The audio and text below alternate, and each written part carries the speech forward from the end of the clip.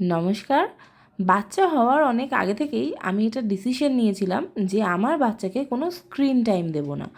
সেই ডিসিশনটা যখন নিয়েছিলাম তখন বুঝিনি যে জিনিসটা কতটা টাফ হবে, কিংবা আবার অন্যভাবে বলতে গেলে কতটা অ্যাডভেঞ্চারাস হবে। এই যেমন আজকে বিকেলেই দেখো না, প্রতিদিন বিকেলে যখন কাব্য তাড়াতাড়ি উঠে যায় তখন আমরা হয় ঘুরতে বেরোই, মাঠে যাই, পার্কে যাই। আর যেদিনকে বাড়ি থাকি সেদিনকে নতুন নতুন অ্যাক্টিভিটি ট্রাই করি। আজকে কাব্য কোথা থেকে আমার এই পুরনো রঙের বাক্সগুলো নিয়ে হাজির।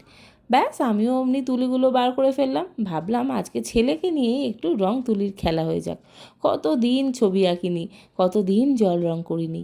জানি না আমি অত ভালো আঁকিয়ে কিনা, কিন্তু ভালো লাগে ছবি আঁকতে, রং করতে, গান গাইতে ভালো লাগে।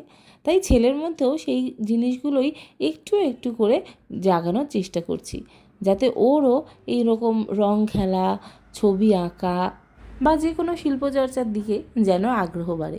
অন্তত ওই টিভি বা মোবাইল ফোনের থেকে তো অনেক ভালো। যাই হোক, আমাদের মাস্টারপিস কিন্তু এখন রেডি হচ্ছে। রেডি হয়ে গেলে সেই ছবি তোমাদের সাথে হয় পরে কোনো ভিডিওতে শেয়ার করব। আর যদি আজকে পারি তাহলে আজকেই করে দেবো।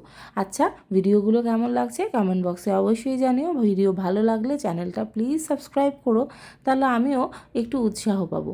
আর এদিকে লিওকে দেখেছো, ও ভাবছে দূর এসব কী খেলা, আমি তো পার্টিসিপেটই করতে পারছি না। তাই ওকে একটু ভয় দেখালাম, আর আমাদের রঙের খেলা কমপ্লিট।